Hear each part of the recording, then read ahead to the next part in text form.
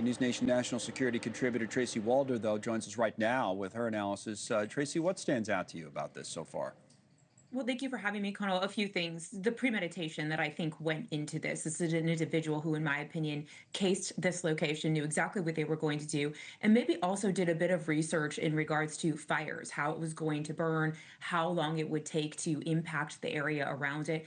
And then also what Nancy mentioned, how they were able to locate the suspect using that cell phone data. It's unclear to me, and I wonder if they got that geolocation. Was he the one that called 911, or was this because they were pinging cell phones in that area? Must have been the initial reports I saw was that he wasn't. You know, the one that called. Maybe they'll update that later.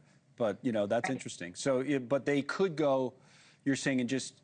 Let me go to the tablet once. Just show you the area, and you get a sense. Maybe in an area like that, there wouldn't be that many phones out. If you bring it up here, this is Coeur d'Alene. By the way, I said it going in that it's a beautiful area. I remember doing some reporting from there post-COVID.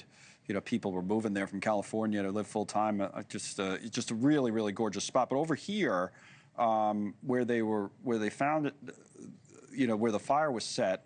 That's obviously not a populous area. So what you're saying, maybe they just ping cell phone by cell phone there? There's not many there? My question regarding that would be, this is a trailhead. So there are individuals who were obviously on the trail. We know that they were trying to get them out. And so my guess is if they were looking for it that way, they were looking for the cell phone that was probably the most stationary and was not leaving the mountain. And so that's how they were probably able to really signal in on that one. Okay. It's just something you don't think of. Have you seen stuff like that? Is there anything? Sometimes we ask with stories, can we do anything to prevent this? But this is pretty out there.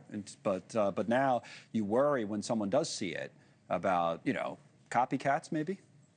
100%. This actually did happen in firefighters being lured to a location back in the Rochester, New York area in 2012. And that was an individual who had a grievance with the fire department. And so I am very worried about copycat individuals as a result of this, particularly now, even that social media has grown even more than it did in 2012. And I am very concerned about that. Thank you for watching. Subscribe below and download our NewsNation app right now on your phone, and you will get fact-based, unbiased news for all Americans.